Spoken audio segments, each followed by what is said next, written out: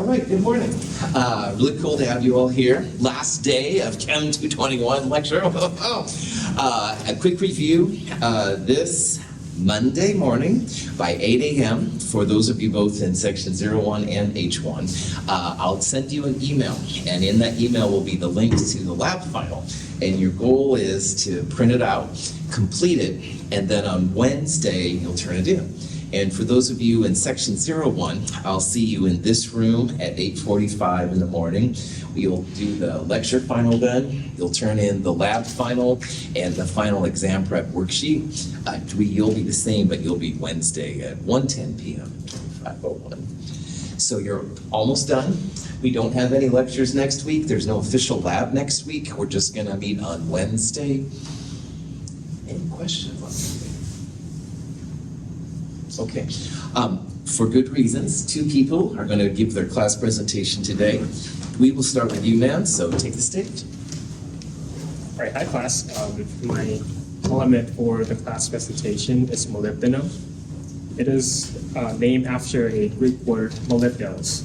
And before the discovery in 1778 by Swedish chemists, it is often mistaken as lead. So the name the molybdenos stands for lead-like. And as you can see on the periodic table, it's the 42nd element. So it has 42 protons and 42 electrons in its neutral state. And like every other element, it has different number of neutrons, which are isotopes. And there are 7 different isotopes. And the most abundant isotope is molybdenum with the mass number of 98. So the abundance rate is 24.2%. And naturally, molybdenum doesn't occur by itself. It is often found in ores. And the 2 common ores are molybdenite ore, or this one here, the wolfenite ore. In its natural form, molybdenum is a silvery white metal. It looks like mercury, but if mercury was solid. And texture-wise, it is hard, yes, ductile. Being ductile means it is easily bent and drawn into thin wires without breaking. And this is its electron configuration right here. And it has a very, very high melting point of 4,753 Fahrenheit or 2,623 Celsius. And an even higher boiling point, like close to double, 8,382 Fahrenheit or 4,639 Celsius. And its density is 10.2 grams per centimeter cube. That's 20 degrees Celsius at room temperature. So for reference, the density of iron is 7.874 grams per centimeter cube. So molybdenum is much more dense compared to iron. And like every other metals, it has a low heat capacity of 0.250 joules per gram Celsius. In terms of its chemical properties, the molybdenum is very chemically inactive at room temperature, even to most acids. 2 exceptions are fluorine, which molybdenum can react with to produce molybdenum-6 fluoride, or hydrogen peroxide. If you put hydrogen peroxide, if you put molybdenum into hydrogen peroxide, you'll see that this is an exothermic reaction, so it produces heat. And at room temperature, molybdenum doesn't react with oxygen, but if you increase the temperature to around 500 degrees Celsius, it'll react readily with oxygen to create molybdenum-6 oxide. And in terms of its applications, due to its high melting point and boiling point, it is capable of enduring high temperature. And due to its nature of being chemically inactive at room temperature, it is resistant to corrosion. So that said, molybdenum is often used as alloying agent in construction. And another use is it is a catalyst for refining petroleum and petroleum industry. And lastly, it is essential for our body as well. So in our body, there exists molybdenum exists in enzymes that break down protein, which is responsible for gout, and sulfides, which is responsible for some allergic reactions. And molybdenums kind of help like eliminate those. And you can find molybdenum can be found in legumes or beef liver or whole grains. And with that, I'm going to wrap up my presentation. Nice job. Well done. Any questions for John? Well done. Take care of business, man. Nice job.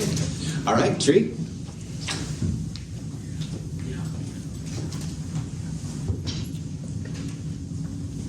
Next time. Take care of business. Nice job.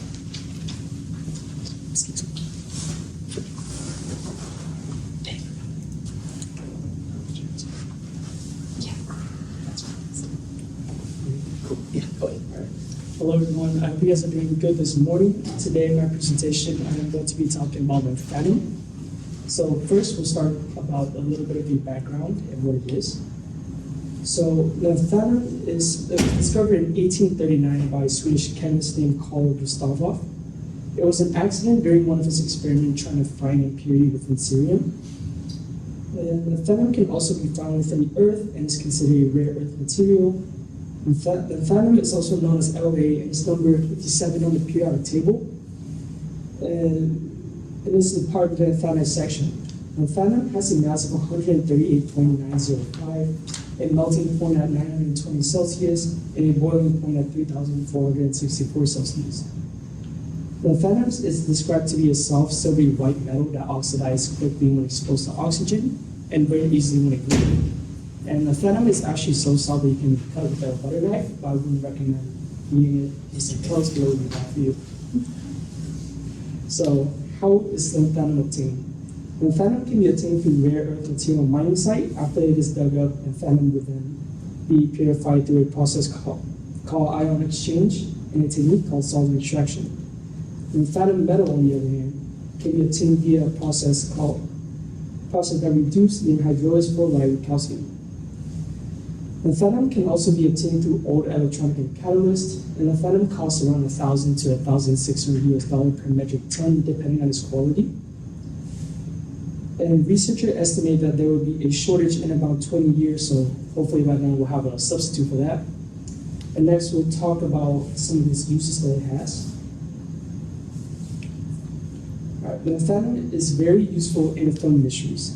Lanthanum, when added to glass, provide clarity of image, so it's often found in camera lenses.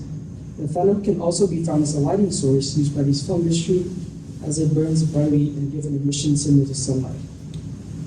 Lanthanum used in hybrid cars. There isn't much use for lanthanum inside of cars beside hybrid cars. Because when added to the battery of these cars, it helps improve the power and the efficiency of the engine. And it's a little fun fact, there are about 10 pounds of lanthanum used in each battery for hybrid cars like the Toyota Prius. Right. And lanthanum is also very useful in medical field. In medicine form, it is known as lanthanum carbonate. It is used to treat a condition called hyperphosphatemia, meaning too much phosphate in your blood. But the cool thing happens when you combine lanthanum with pubescent hydrogel. It becomes an exceptional method of releasing medicine or coating over time. This can be used for implants or potentially fight cancer over time instead of having to go to chemotherapy. And lanthanum is also being used to fight pollutants such as the Congo Red. What is Congo Red, you ask? Congo Red is a waste product from large dye and clothing company. This waste product is very harmful for the environment, wildlife, marine life, and us humans as well.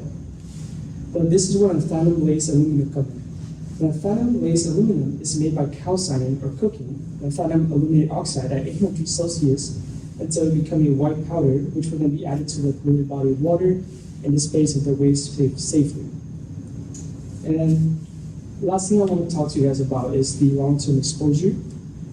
Although lanthanum is very beneficial for us, it is still mildly toxic and should be handled with care. If consumed, it will cause nausea, vomiting, stomach pain, and constipation. And in extreme cases, it might cause death, but there hasn't been any reported yet. But don't try to find out. And it has also been proven by the National Institute of Health that long-term handling with lymphadenum can cause memory impairment and learning abilities. But beside that, there isn't really enough data to conclude more. So hopefully researchers can find more so that those who do work with this element can better protect themselves. That's it. Thanks, Dr. Any questions for Trey? So is consuming lymphadenum the same effect as a regular flu, like you cough up blood or something? No, you just get like a lot of like stomach issue. So like you Like, have is a it stomach ache, you probably have to use the bathroom and all that. Stuff like that. Not good stuff. Don't try it. Other questions for? Nice job. Yes. Thanks for doing it. All right. So now back to your regular scheduled program. Oops. There we go. Oops. There we go. All right. So again, this is the last day of lecture, which is kind of exciting, kind of freaky at the same time. But what's going to happen next week? There's no lectures. We won't have 9 a.m. Monday, Wednesday, Friday, or anything. And there's definitely no labs next week. So next week, what's going to happen is by 8 o'clock on Monday, you will get a link to the lab final. And you should print it out and complete it. The lab final will be due for you Wednesday at 8:45 in the morning. We'll meet in this room. You'll turn the lab final in. There's also a final exam prep worksheet you'll turn in. And at that time, you'll take the lecture final. The lecture final goes from 8:45 to 10:45. So by 10:45 on Wednesday, done with Chem 221. I'm not excited, really. No, seriously, prop that back on, study hard. No, seriously, shut up, Michael. Questions on anything like that? All right, if you think of questions over the weekend, I will be watching. Did you have a question, John? Lecture final is pretty much the test for us, or is it just the final overall lecture? Yeah, it's over all of the different chapters we've done and stuff. And yeah, there's a sample lecture exam online you can look at and get an idea of kind of what it is and stuff. So, yeah. So, on Monday we have to, we get the file out for Wednesday we get it. That's right, exactly. Okay, then what about the final exam prep on students? This is like the other final exam preps. It's a one-page, double-sided, questions given, the answers given, so you show your work. And it's in the companion. You can totally print it though online too. You can start working on that today, actually, which is totally cool. And yeah, you'll turn that in Wednesday with the lab final, and then you'll take the lecture final and be good to go. So, good. If you can't find the link to the final exam prep, let me know. If by Wednesday or Monday at 8 you don't have the link to the lab final, let me know too. I'll send it to you direct, no problem. Other questions? All right. It's been really cool having you here, so thank you. All right. Continuing on with review questions for the lecture final. The lecture final is over all the chapters we've seen, so all the way back from sig figs and temperature up to electron configurations, quantum numbers, stuff like that. This review is focused more on chapter 6, just since it's the newer stuff. If I don't have time to go over all the questions today, you can see the full version online. It's a YouTube thing. You could skim through it and stuff and see if you want. But anyway, this is the kind of question you might see. It says for a certain orbital, you have these quantum numbers. N equals 3, L equals 1, M sub L equals -1. What kind of orbital is it? And you can see by the answers given, the orbital I'm looking for is going to be an NL notation. So see if you can use that information to find what the correct orbital type would be.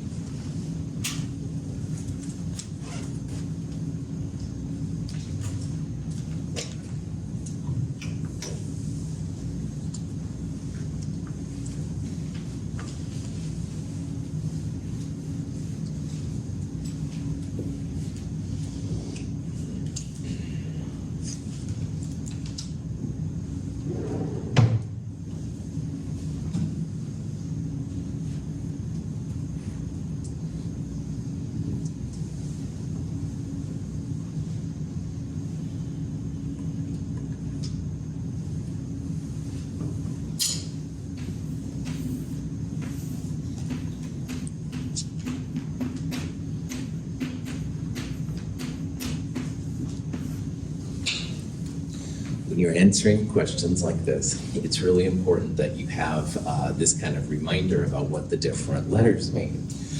L values, like N values, are just numbers, all right? And because N and L dictate how much energy an electron has, you have to have some way to tell which one is L and which one is N. So they've got these letters, S, P, D, F, G, and they correspond to L values of 0, 1, 2, 3, 4.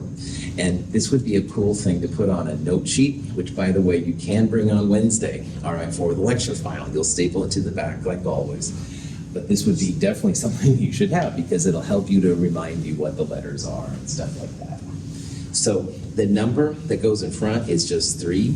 So it's going to be A, B, or C. This would be N equals 4. This would be N equals 1, for example. So it's not going to be one of those.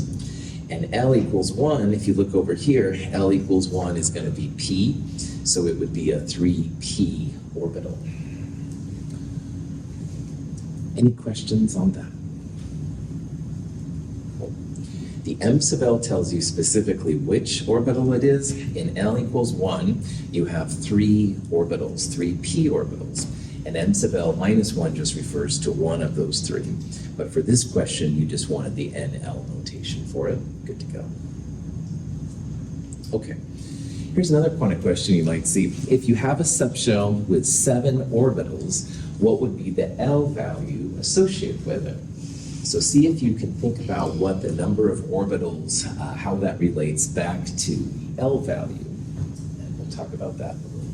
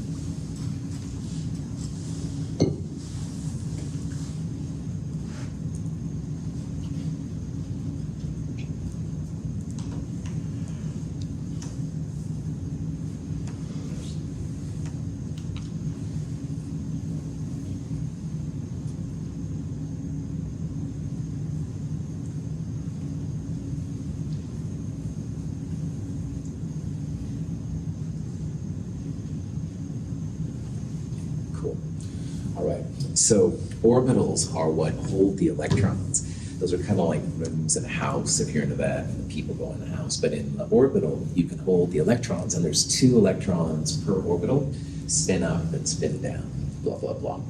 This question's saying we have some kind of a subshell with 7 orbitals. We have some kind of a house with 7 rooms. And the question is, what's the L value for it? There's different ways to say it. But earlier we saw how when we have an L equals 1 system, I said M sub L was minus one of the possibilities. So when L equals 1, M sub L, which will tell you the number of orbitals, goes from minus L to 0 to plus L. So if L equals 1, that would be minus 1, 0, and plus 1. And because there's 3 M sub L values, that would be 3 orbitals. So when you have a P subshell, M sub L minus 1 to positive 1 in whole numbers, that means there would be 3 orbitals. In this case, we want 7, all right? So you could go through this kind of dance and stuff to figure it out. Another way is that the number of orbitals, if you have a good L value, is 2L plus 1. So in this case, we want 7 orbitals, and we want to find the L value. So 2 times L plus 1, 7 minus 1 is 6, 6 divided by 2, it's going to be 3. 3 would be the L value here. You'd have 3 values of it. So if you have 7 orbitals, L equals 3, And again, that comes from the fact that m sub l is going to go minus l to plus l, minus 3 to plus 3. So minus 3, minus 2, minus 1, 0, plus 1, plus 2, plus 3. Those would be the m sub l values for it. So. Questions on that? Okay, here's another question. This is about nodal planes. There's spherical nodes and there's planar nodes. And this question says, what type of orbital will have two nodal planes, or two planar nodes would be the other way to think about it. See if you can figure out which of those would have two planar nodes or two nodal planes.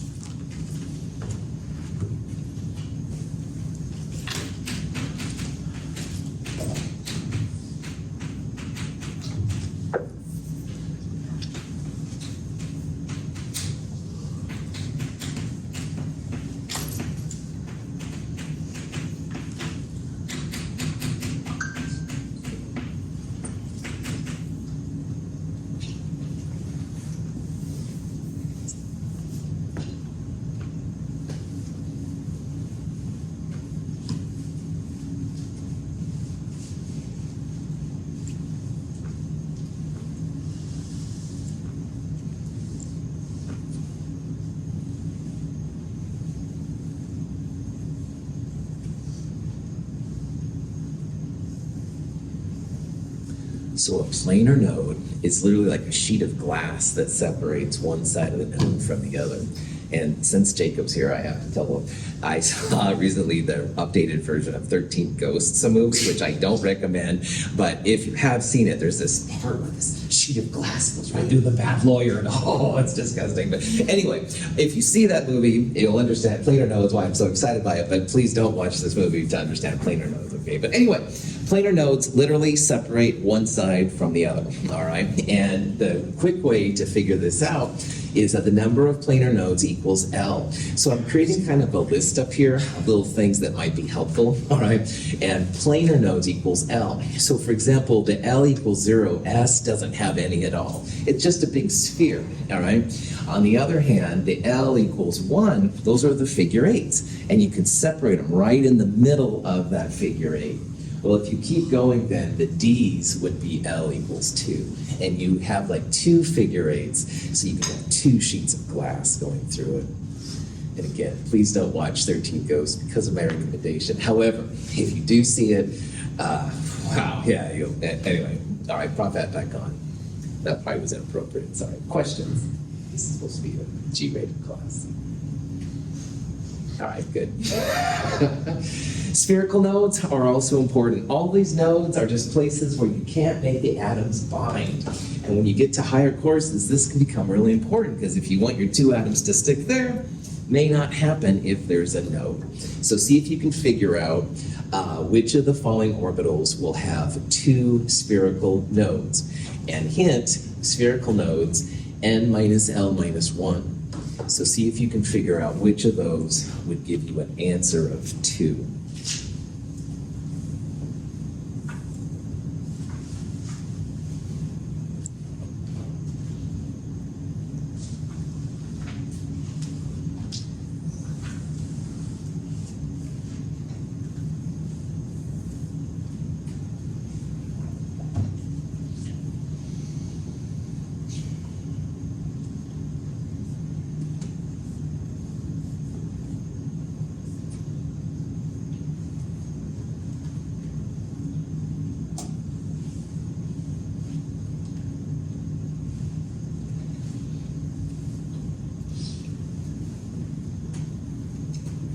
Okay, so let's say you wanted to figure this out for the 3D orbital, all right?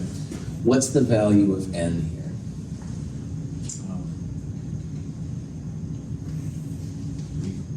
Good. And if you have d, what's the L value? 2. Good, all right. Want to make sure that was clear. So n, which is the first part, minus L minus 1, there won't be any spherical nodes in the 3D. Okay, and if you go through all of these, you'll have either 1 or 0, except when you get to 4p. Because 4p, n is 4, P means L is 1. Minus 1, this is the only one that's going to have 2 spherical nodes inside it. So E will have 2 spherical nodes, the rest of them will have 1 or 0 and stuff like that in there. So again, both planar nodes and spherical nodes are not hard to figure out, but they're a little weird because all these quantum numbers are weird. However, if you can see the patterns, you got this. Questions?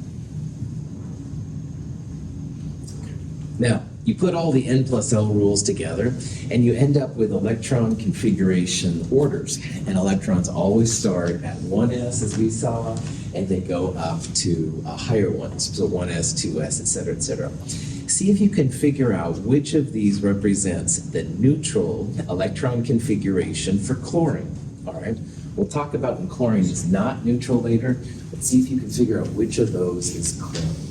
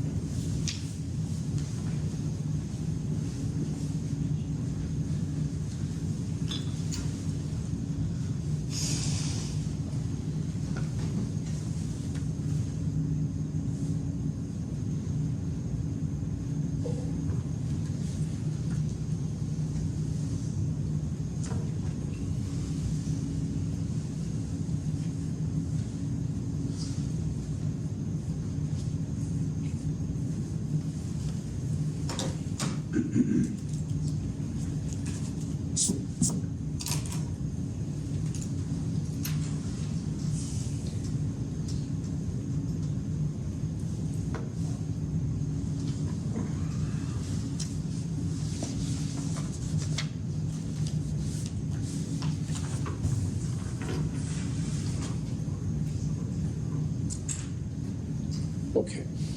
If it's a neutral atom, then the atomic number will equal the total number of all these little superscripts. The superscripts represent the number of electrons. So chlorine, number 17 there on the periodic table, really the 17 is atomic number, which means 17 protons, but in neutral atom, you'll have 17 electrons as well.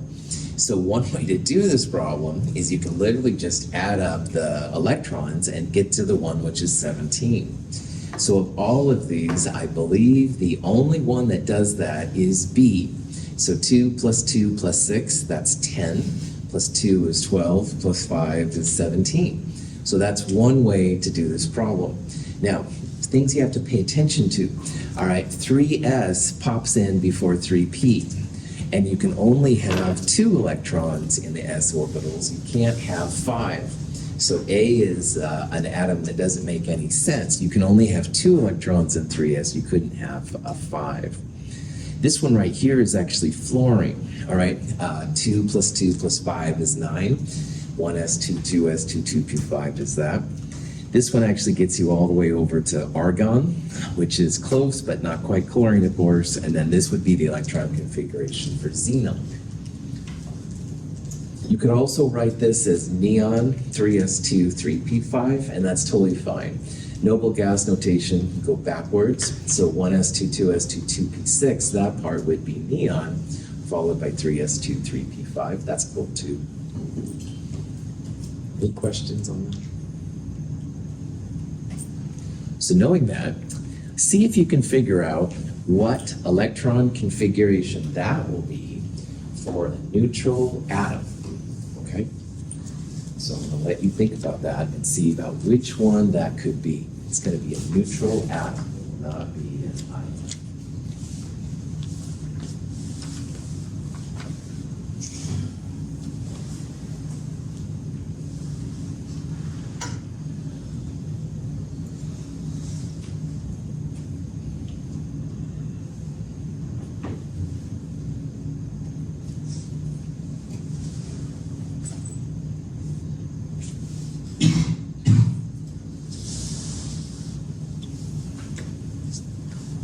Notice that this electron configuration is not set up for electron filling order.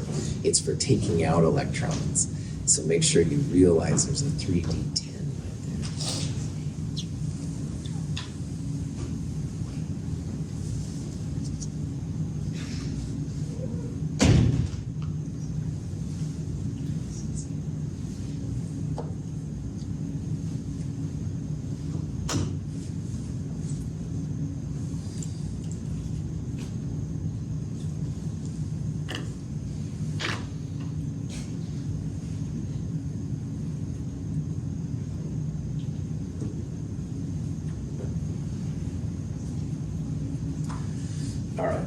So in a problem like this, again, what you can do if you want is literally just count up, all those superscripts.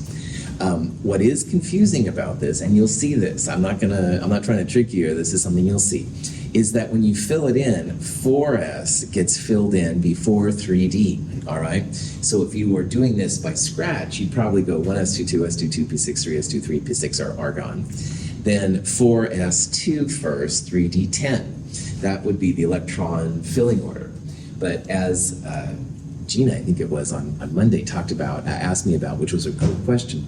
A lot of times you'll see the 4S listed after the 3D. That's because the 4S are the first ones out, and honestly, the ions of these things are probably more important normally than the normal electron. But anyway, if you add up the superscripts, you'll get a total of 30, which is the number of electrons in this neutral atom. It's zinc. And again, you're seeing this here not as 4s2 3d10, which would be the filling order, but this is real common. You'll see the 4s on the outside because these will be the first electrons out. And we talked about on Monday how highest n always comes out before lower n's. N equals 4, 4s electrons are popped out before any of the 3ds come out. So just be on the lookout for that. Any questions on that?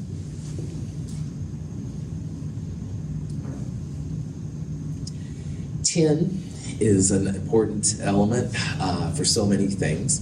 See if you can figure out which of those up there would represent the electron configuration for neutral tin.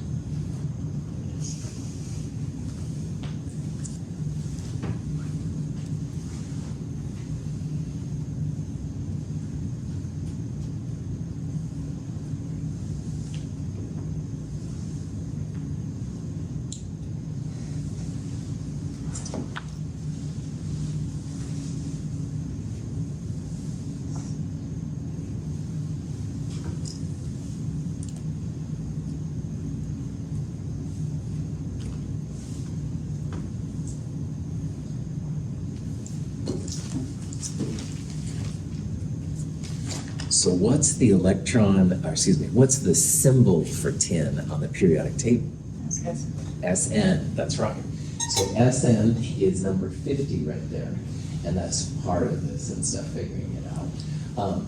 You could also do this problem a couple different ways. Notice how there's like a 4S right there, and 4S starts right here and n equals 4. 4S would be here, and 4P would be over here. So a 4P2 element would be GE germanium. And if you don't know what tin is, and why you don't know what all the names of the periodic table, it's okay. Probably it's not GE, all right? Probably. So probably A and B are out, and it kind of comes down then to C or D. So C or D then, if you didn't know tin, you could kind of look there and see which one it is. But of course, if you know, tin is in the 5th period. The S block, the left 2, and the P block, the right 6, follow the period number. So if you know that tin ends in the P block, which is the 6 on the right, and it's in the 5th period, it's going to have a 5P2, which is one of these. Now you have to go back to the nearest noble gas. Well, xenon, if you had that, you could have a 6S2 after that and 6P something. But that doesn't make any sense because we want something in the 5th one. So hopefully by hook or by crook, you can see then the answer C would be the best way. And C has krypton, the most recent noble gas, 5s2, 4d10, 5p2. Now again, another way you could check yourself on this is if you know that tin is number 50, you can just add up the electrons. Krypton is 36, plus 10, 46, plus 4 more would be 50. So hopefully by hook or by crook, you're seeing how this all works out. So, all of the group 4A elements, carbon, silicon, tin, etc., are sometimes referred to as NS2, NP2 elements. And what that means is that everything in this column, if you ignore the D's on these guys, would have this value for N, some kind of S2 and P2. So carbon would be 2s2, 2p2, silicon would be 3s2, 3p2, 4s2, 4p2, 5s2, 5p2. So if you see that kind of notation, that's what it means, all right? You can just look on the period number to figure out what the number is and you're good to go. Okay, here's an orbital box notation, and I'd like you to try and figure out what neutral atom this represents. So same kind of game, but now we've got orbital box to think about. See what you can find out.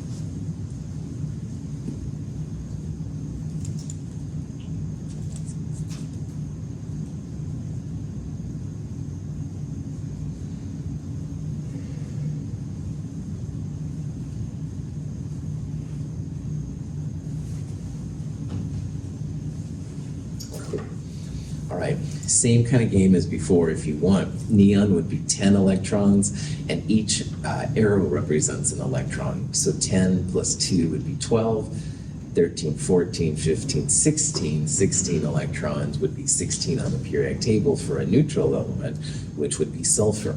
But an even better way is you can see there's a 3s2, 3p4 configuration, 1, 2, 3, 4. So 3p4, this is aluminum is the beginning of the third period 3p section. So 3p1, 3p2, 3p3, it's going to be sulfur. All right, sulfur would be the electron configuration. Notice that these two electrons are unpaired. That's Hund's rule. Hund's rule just says put electrons in their own orbital by themselves first, and only pair up if there's nothing else. So you wouldn't write this as two paired electrons here. They each have their own box and stuff. Any questions? Okay, here's another neutral element. See if you can figure out which of the elements in the periodic table has that electron configuration.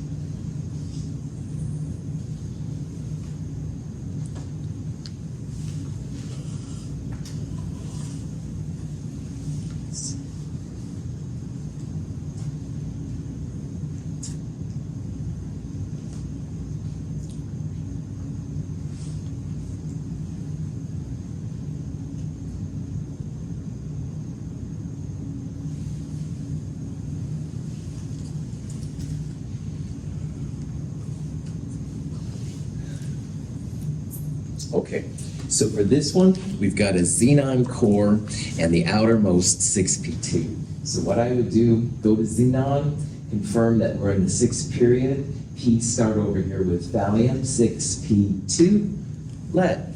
All right, now why I put this problem up is because I wanted to talk about the F's and the D's a little bit, because to get to lead, number 82, once you go past barium, you've got the lanthanides right here, like what Drew was talking about earlier, and you also have a set of d orbitals in there too.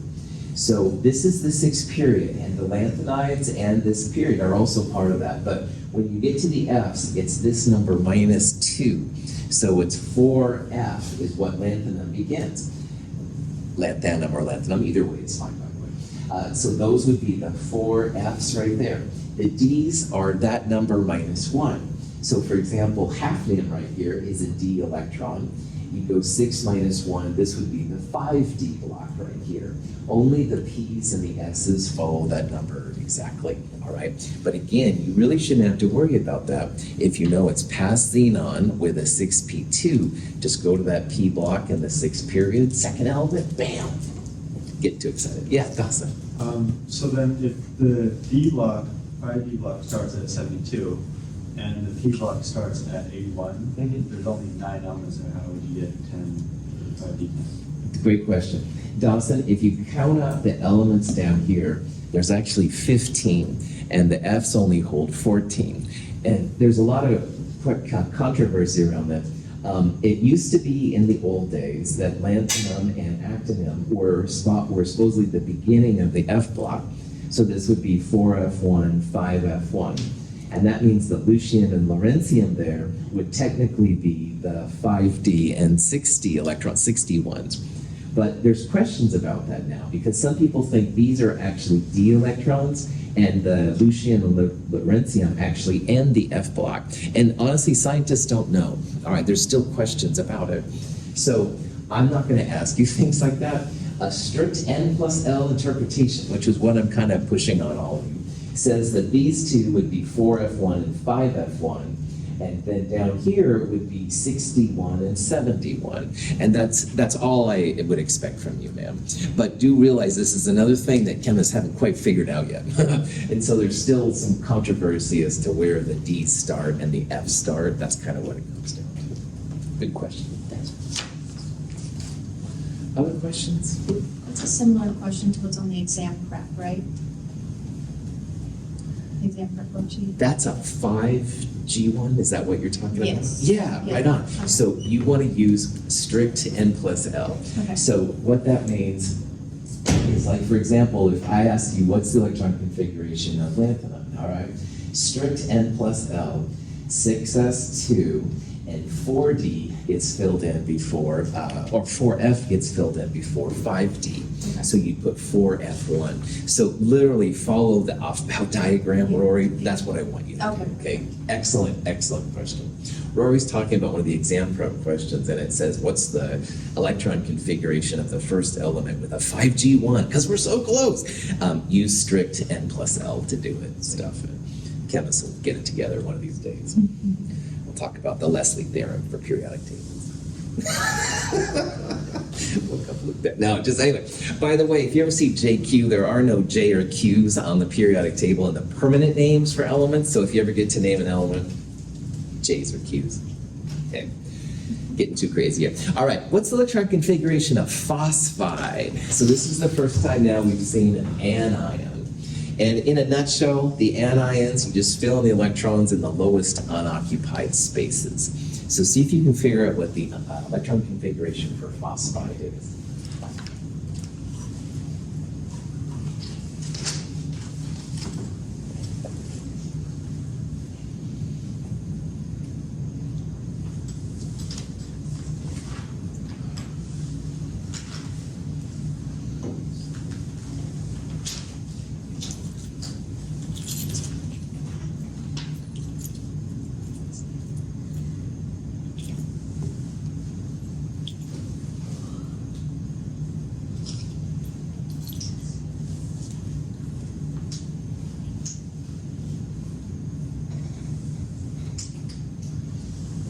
So neutral phosphorus right there has a neon core, 3s2 to get to magnesium, and then 1, 2, 3, neutral phosphorus would be 3p3. So that would be this configuration right there.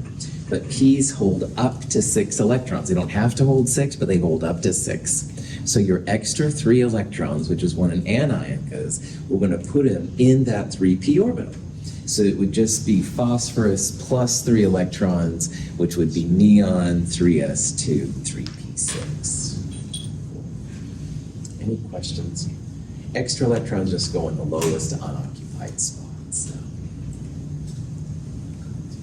Okay. This is an ion. and it's one of the ions listed below. See if you can figure out which of those is the correct ion configuration. Now remember that when you're dealing with transition metals, the S electrons are usually the first ones out. That's why we saw some of them with like 4s first. So see if you can figure out which of those represents that electron configuration.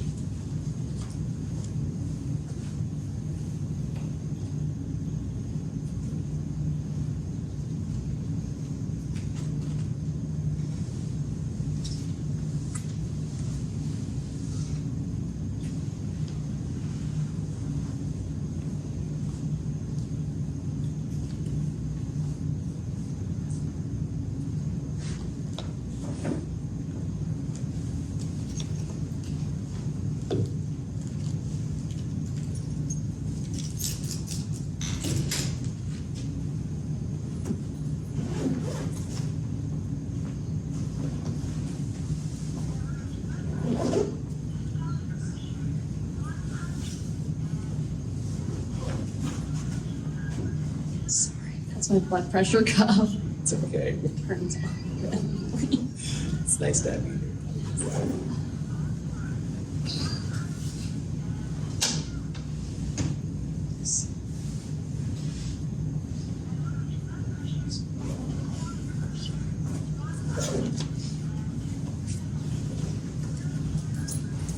Okay, so when I see a problem like this, first of all, I start with argon because that's the starting point. And you have a smattering of 3d electrons. So right away, lithium plus is going to be out because lithium only has 1s2, 2s1, it doesn't have enough electrons. Now rhodium is one of the possibilities too, but rhodium is in 5 minus 1, the 4d block. So it's not going to be the rhodium ion either. That would have some kind of 4d electrons on the outside. So it's going to be iron, cobalt, or nickel. And what I would do, realizing that the 4s orbital is empty, it's going to be at least plus 2.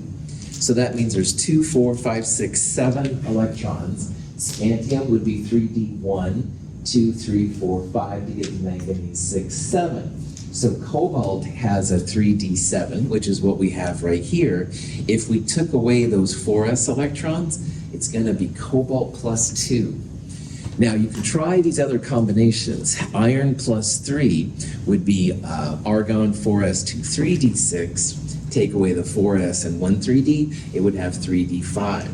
Nickel 2 plus, you take away those 4s's, but you still have 3d8. And there's only 2, 4, 5, 6, 7 electrons right there.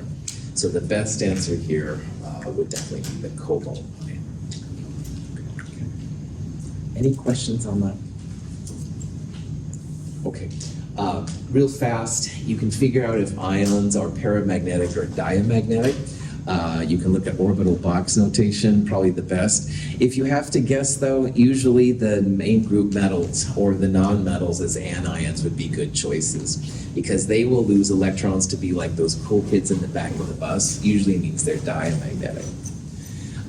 This is one you can just figure out. Nickel 2, take away the 4s electrons first, so you'd have the 3d8 configuration. Remember, highest n comes out first.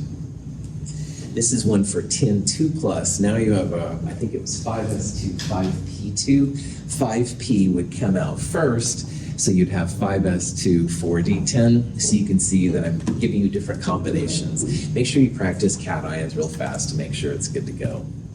This is a thing about size. Sizes increase left and down on the periodic table. So the most left and down on that list would be sodium. If you have, this is another size thing. As long as you're comparing anions, the most left and down works as well.